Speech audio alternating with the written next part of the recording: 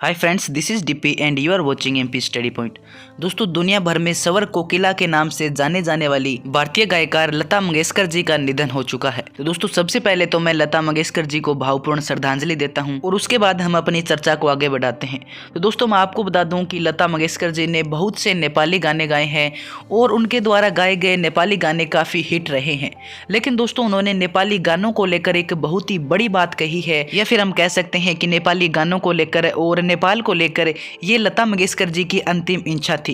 जी हाँ दोस्तों, तो चलिए देखते हैं हम कि नेपाली गानों को लेकर उनकी अंतिम इच्छा क्या थी। इसके अलावा लता मंगेशकर जी ने ये बात क्यों कही थी, इस पर भी हम पूरी चर्चा करने वाले हैं।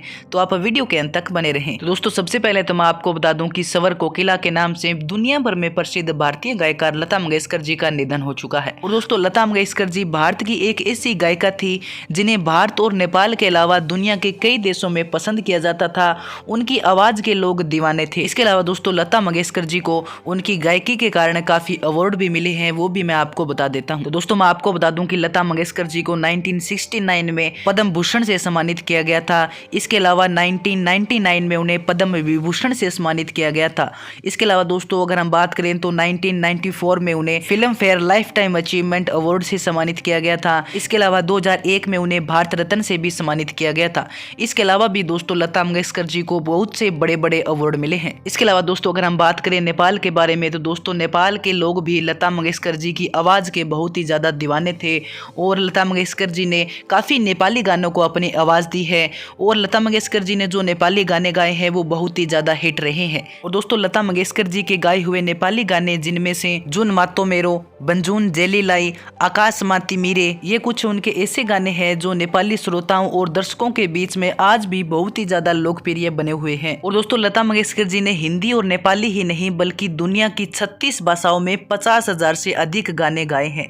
लेकिन दोस्तों, नेपाली गानों को लेकर उनकी लास्ट इच्छा ये थी कि उनके द्वारा गाए गए नेपाली गानों को कोई अन्य कलाकार अपनी आवाज में रिकॉर्ड न करें। जी हाँ दोस्तों, और ये जो जानकारी है ये म्यूजिक कंपोजर सुरेश अधिकारी ने दी है। और ऑनलाइन न्यूज से बात करते हुए सुरेश ने कहा है कि करीब 12-13 साल पहले संगीतकार महेश खड़का और मैं मुंबई पहुंचे थे।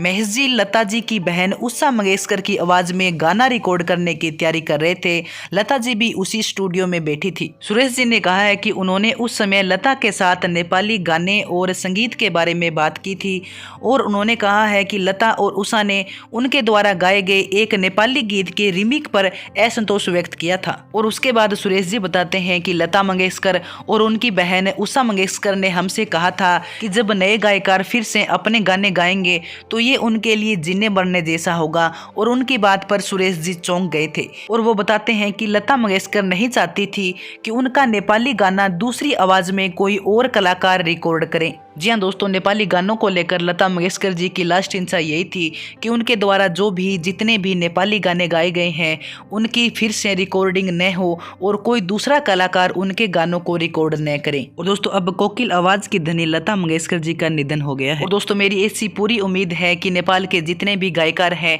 वो लता मंगेशकर जी की नेपाली गानों को लेकर जो लास्ट इच्छा थी उनकी लाज जरूर रखेंगे। इसके अलावा दोस्तों, क्या आपको भी लता मंगेशकर जी की आवाज और उनके द्वारा गाए गए गाने पसंद है या नहीं, आप मुझे कमेंट सेक्शन में बता सकते हैं।